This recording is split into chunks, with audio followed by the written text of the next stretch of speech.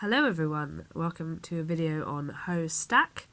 I tried to find a YouTube video to send, but they were all rubbish. So I'm going to try my best to explain Stack to you now. Please ignore my voice, I'm very full of cold. But before we get onto my little coin model, we're just going to look at some offensive principles which apply to pretty much every offense, and I'm going to go through in a little bit more detail. So firstly, cut from dead space into active space. I'll explain what that is in a second. Clear hard out of active space. Communicate. Reset the disc approximately stall count 4, and try to time continuation cuts to make yourself free once the previous receiver, who is now the thrower, looks up. So these are some good principles that apply to all offensive systems, and now I will kind of apply them into horizontal stack. So this is our pitch, which is the back of my whiteboard, and we've got our coins, which are, we've got 3 handlers at the back standing horizontally, 1, 2, 3, and we've got 4 cutters, 1, 2, 3, 4. In fact, I'm going to push these ones a little bit wider. There we go. And this is how we want to set up our host stack. We're shooting in this direction. And by positioning like this, what happens is we are trying to maximize space. Let's say the disc is here. In front of the disc and in the deep space. Because we've got our cutters and our people that are not doing anything being marked by their defenders standing in a line here and pushing out to the sides when they're not doing anything. So when we think about dead space and active space, now the dead space is on these sides and our active space is the channel in front of the thrower. So when the disc is in the center, this middle is our active space. If the disc is maybe here, then this is going to be our active space.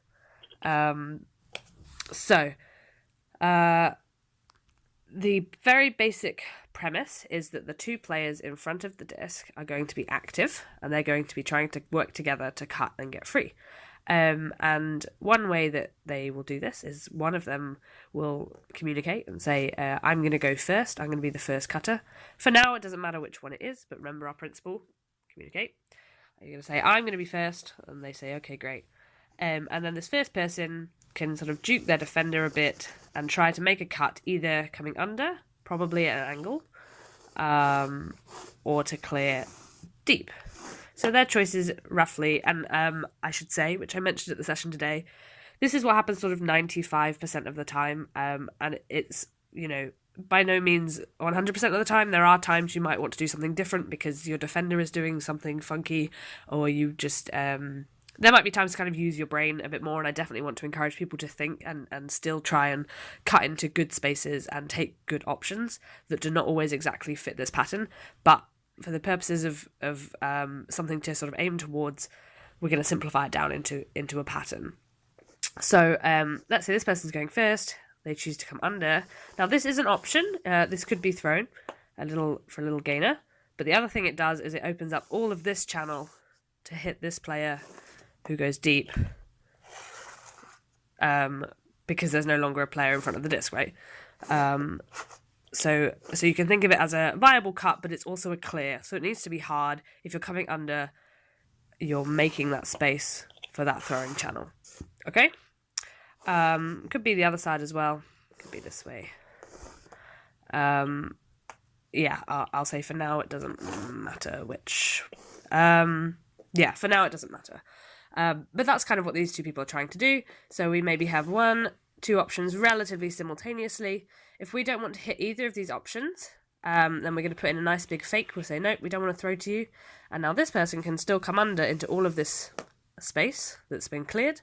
And this person can fill in back to where we were. And look, we're back in the same pattern again, and we can run the same thing. But okay. So these 2 are going to kind of work together, going round and around. It's only because the disc is center that it's these 2 people. If the disc was here, then it would be the same thing perhaps with these 2 people. So this person come here, this person go here, and we could throw either of those options and then reset the pattern. Let's say we've thrown the longer throw. What happens now? Well, we've got a big gainer, we're a good halfway up the field. Likely these wing players are going to have been following the play nicely, so they're not out of position. and then maybe they can get through and make some options to continue the disc and maybe get a goal somewhere. That's quite a nice thing, but generally we want everybody to follow the play. So once this throw is gone, these guys are busting it through to try and get back in front of the disc. Maybe this guy as well, possibly. They're all trying to get through. The handlers are coming up to support. And we probably want to push back into the host stack around, push wide around, maybe something like this or something. It doesn't need to be an exact science at this point because we're into flow. Hopefully there'll be another option quicker than it takes to set everyone back up into a pattern. But we can, if we need to, reset again into the system like this. This is how it might push through. So just walking that back again. Sorry. It's more likely we're not going to have time for everybody to get through, but it would instead be, bam, this one goes, and we see that disc go up. As it's going up, these people start tracking along with the play. This person catches it on this annoying ridge in the center, and maybe one of them gets through, and then maybe they make a cut, and they continue, and then they score, right? And that's sort of, before these guys even have a chance to catch up, we've kind of just scored in flow. That's kind of perfect as a system to just isolate individual players like that and let them get free. But then if perhaps the under throw gets passed instead, maybe this one, we still might want to look to continue to this player. So we've gone first throw to the under, maybe look for this. But basically, if for whatever reason the flow stops, and we maybe can't take that pass and we're a bit stuck, look, we're all out of position now, nobody's in a host stack anymore, well then we will then have the furthest handler from the disc is going to be nice and loud, and they're going to say, I'm getting through, and they're going to clear nice and wide. So we don't ever want people running right through this space if they're not doing something useful. So they're going to push around the side, and they're going to say to this person, hey, you're moving in now, you're going to be in the middle. And they're going to go, okay, I'm a middle one now, and I'm an outside one. And then we can remake the host stack a bit more like this. We can track back. Because now this cutter, because they're holding the disc, has kind of, in essence, become a handler. So now we might reform like this, and then we can run the pattern again, and this person can communicate, I want these two people, great, and we can run the system again. Right, like this. Okay? So yeah, that's generally, if there's a underpass and flow stops and the host stack has disappeared, how do we get back into it? You generally want, maybe this has ended up here for some reason, you generally want the furthest away handler to push wide and become an outside cutter. So in this situation, for some reason this throw has happened, you're going to be on the outside, you're going to be this one, you're going to be this one, and you're going to be this one. And you two are probably going to talk about this, or maybe here. And then they might say, I want these two people now. You two, you're working together now because you're in front of me. And you can use their names. You can say, please cut for me now. Hello again. Here's just some more other points on host stack. It's not really in any particular order. It's just as I think of it. So there at the end of the last video, we just talked about, let's say we get an underpass and how everybody pushes through, okay? Like pushing through like this. But again, this kind of, for the time it takes for this to happen, this is sort of when flow has stopped and the disc has kind of stopped moving. We'd have time to push somebody through and keep the cycle going. But what's even nicer is if flow never stops at all. And flow is just basically nice, relatively quick progression of the disc changing hands quite quickly, one person to the next person, to the next person, to the next person, to the goal. That's how we would love to always play in flow. When flow stops, things tend to go a bit wrong. So with the widest handler pushing through to become a cutter is a bit more what would happen if flow has stopped. But there's a way that we can try to maintain flow even when we take that underpass. And that is, I'm going to just push them a little bit deeper just so I can show it a bit better with the coins.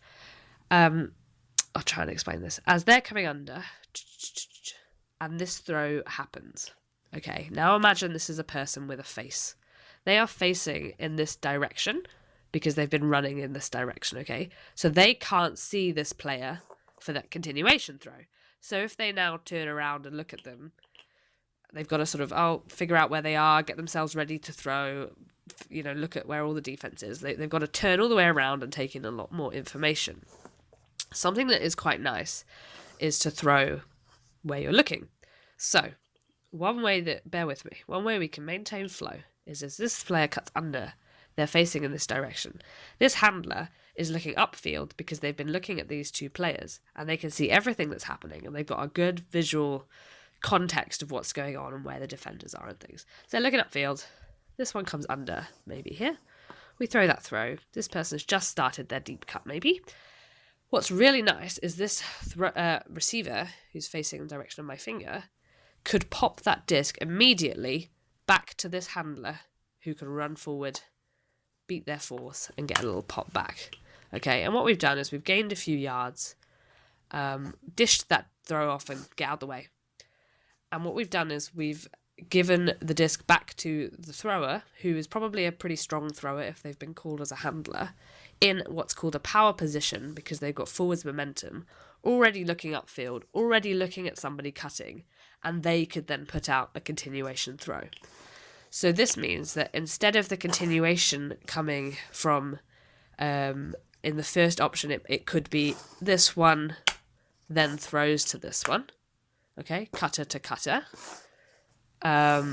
We can instead look for opportunities to go cutter, little give go, back to the handler, who then throws the deep shot. Okay, so that's one thing I wanted to mention, which is about this cutter, particularly if you're a really good fast cutter but maybe not such a confident thrower, is to get free, gain some yards, and dish it immediately back to the handler.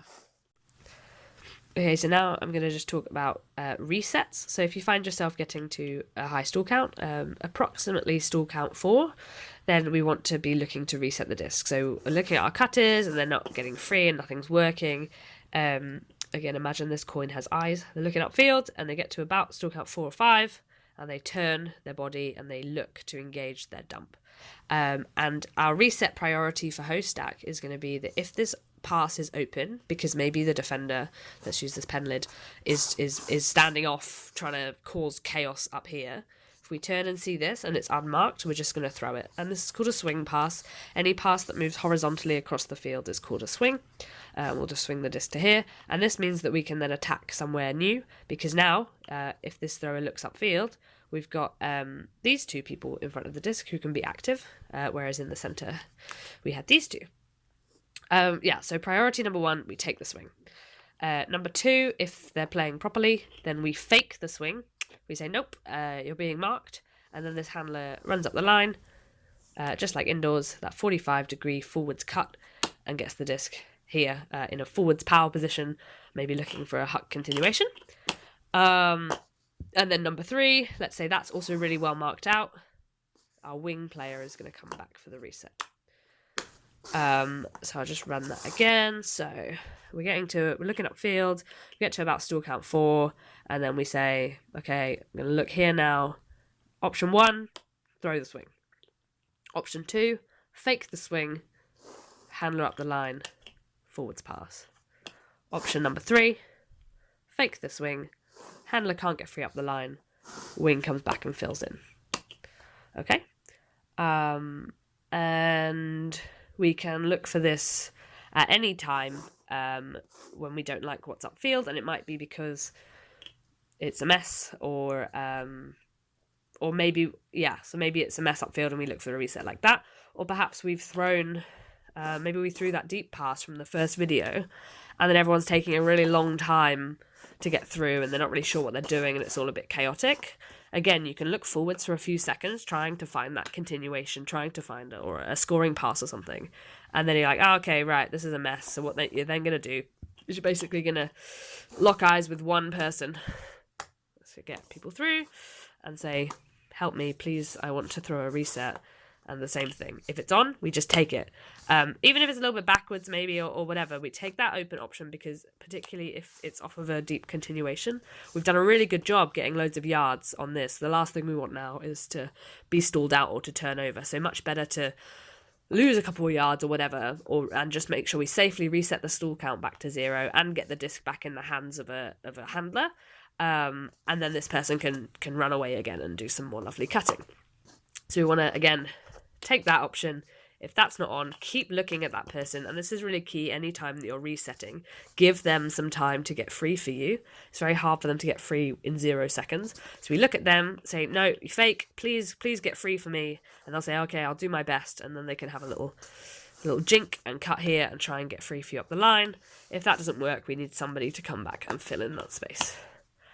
This is going to be my last little Hostack video, and it's another sort of Hostack principle, I guess, and it's just kind of generally any time if you are standing still in front of the disc and somebody's like looking right at you, maybe you're here, you are in the worst place to be static, because you're static, your defender is static right next to you. Nothing can happen in this space because you're there and you're not in a position to get free, because getting free takes a couple of seconds to set up your cut, to go in one direction and take the time to change direction and get free.